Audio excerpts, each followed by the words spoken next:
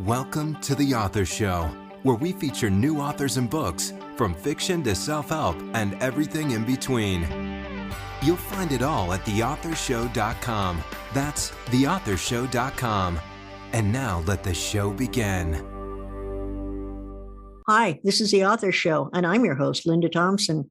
When a book synopsis begins with, and I quote, "A hacker war, 17 years in the making, erupts after GlobeCom takes over the world through human chip implants," unquote, you know you're in for a wild ride.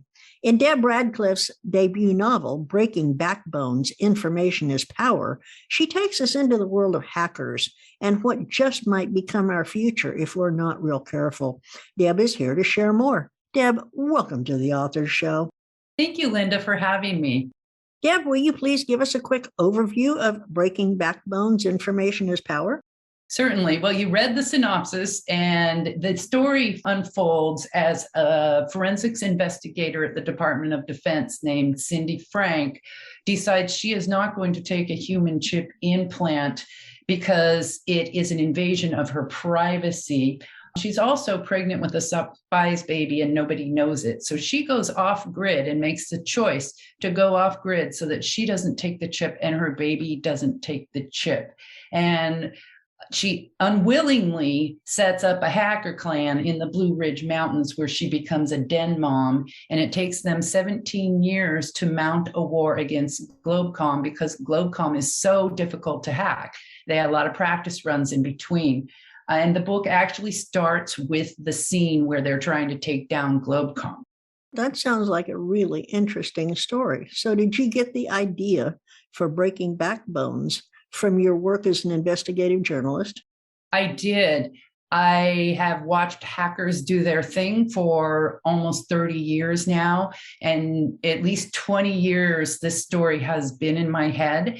And so definitely what's happening in cyber, what's happening with hacking, what's happening with cyber crime has helped me form this story. But the real breakthrough, the real idea for the story happened when Scott McNeely, it was at least 20 years ago, he was, I think, the chairman of Sun Microsystems at the time, said, "I can chip my dog. Why can't I chip my children to know where they are at all times?"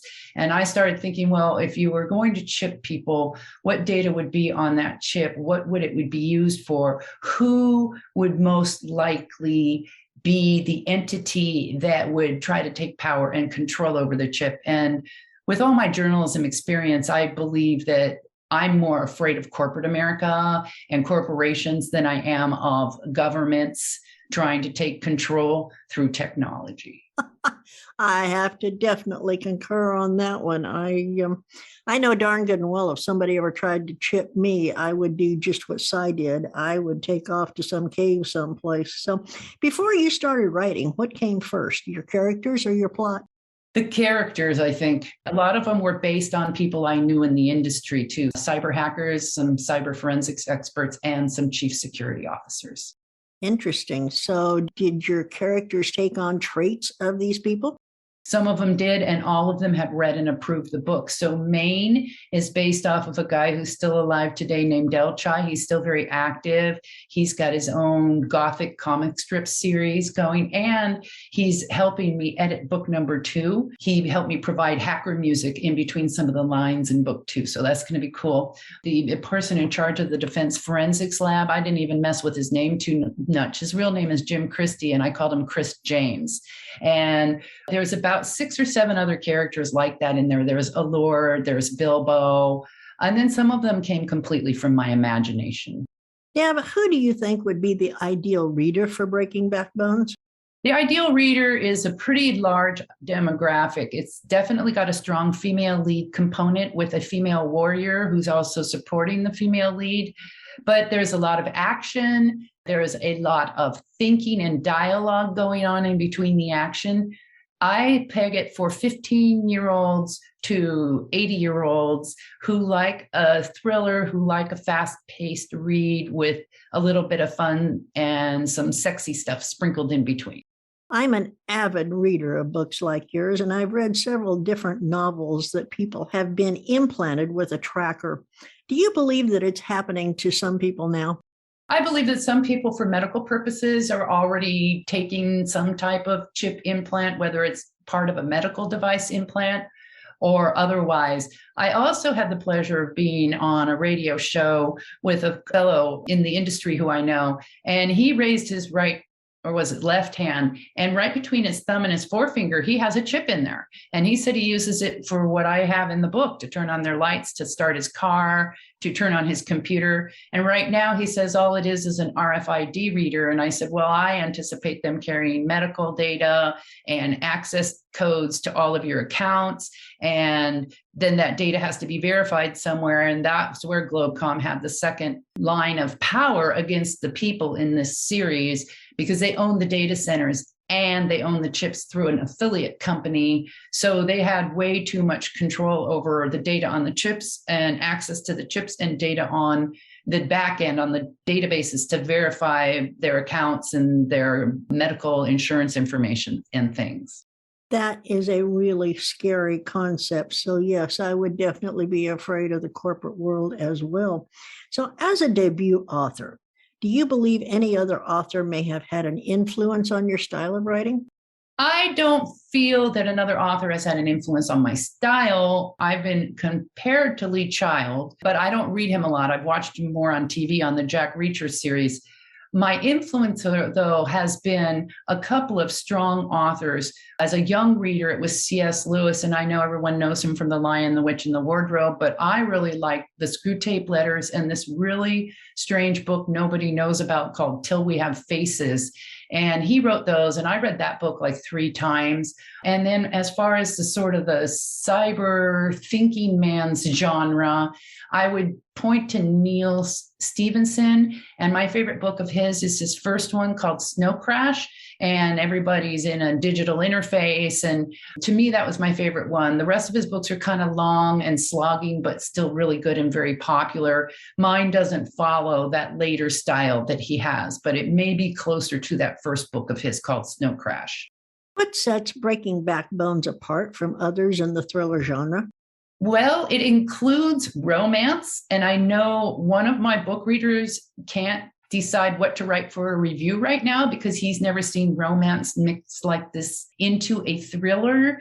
And if you think about things like Matrix, the romance doesn't happen till the very end. This is happening from the beginning of the book. Babies are being born. Life is happening while they're mounting a war against GlobeCom. So, I mean, every author likes to think they're unique, but that's what I keep hearing is that I put all this in a book and made it kind of unique.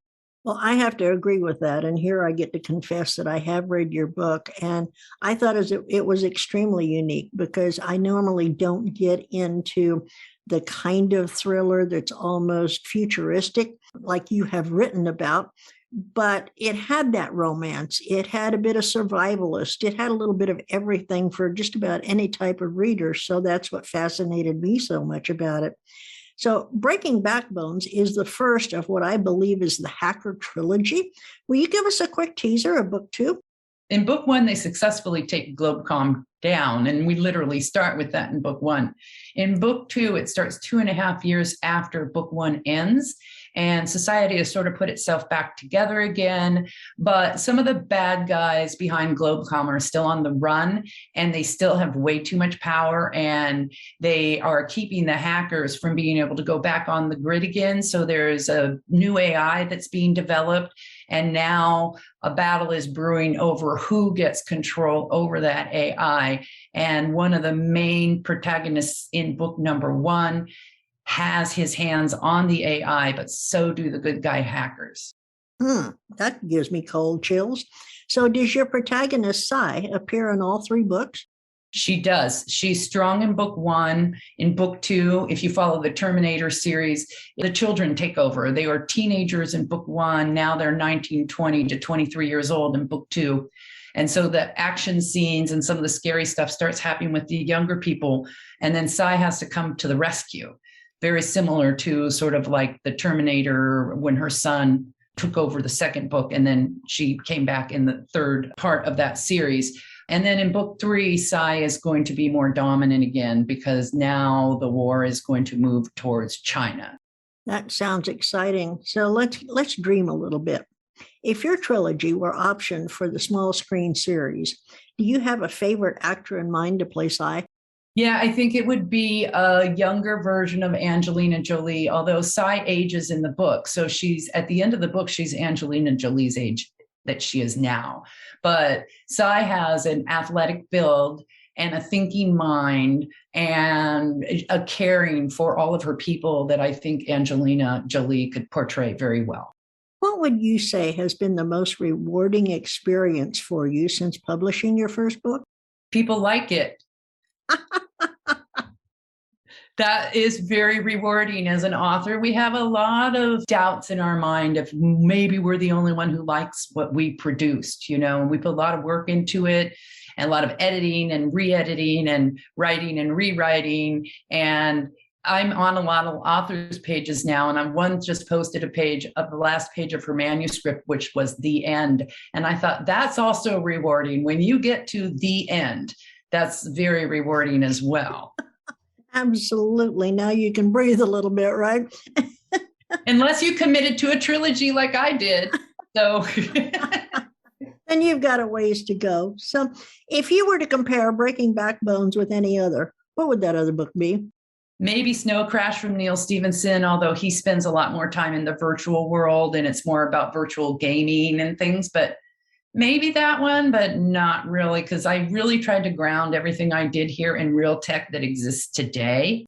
Did you include a message or maybe a moral of the story for your readers in Breaking Backbones? Yeah, don't take a chip implant and don't let the companies have technology overreach over your own data and your own life. I couldn't think of a better message. So now, will you please read for our readers a short excerpt from Breaking Backbones? Sure. I'm going to read from fairly early in the book. This is a flashback which tells a little bit about Cindy Frank before she becomes Cyanthia.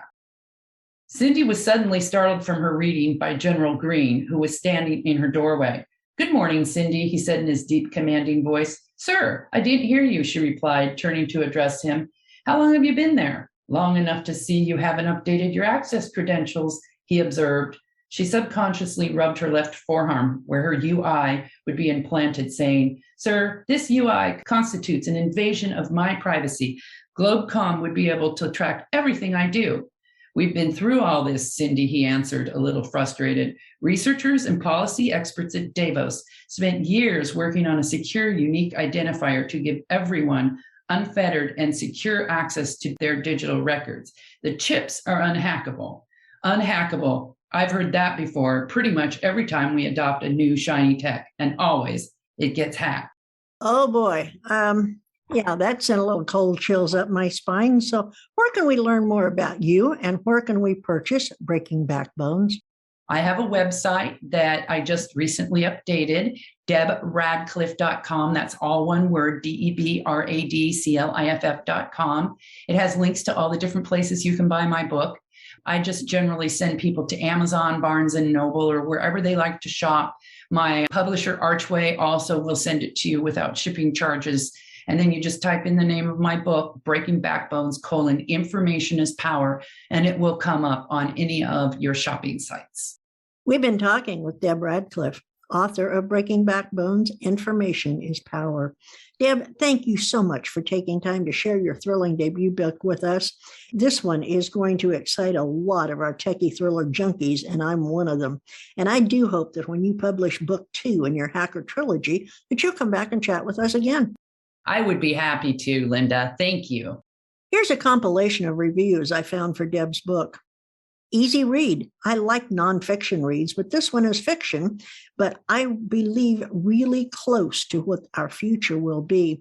I won't spoil the read by telling you what's in it, but find out for yourselves. Great, engaging book. Highly recommend. Unique and unlike any novel I've read before. What a read. Interesting storyline. It will make a great movie or series. Looking forward to reading all 3 books. Well, if you're as intrigued with this story as I was, please go to debradcliffe.com and order your copy today. And when you finish, don't forget to post your review. And please share this interview with your friends so that they too may become acquainted with our author.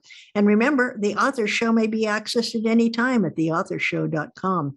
Plus, selected interviews can also be found on major platforms such as Amazon Fire TV, the Roku channel, Google Play, Pandora, Amazon Music, and many more.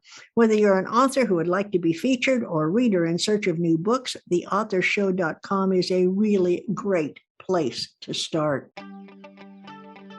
Thanks for listening to The Author Show. Find out more about authors and their work at theauthorshow.com. Theauthorshow.com. Tune in next time to another great author on The Author Show.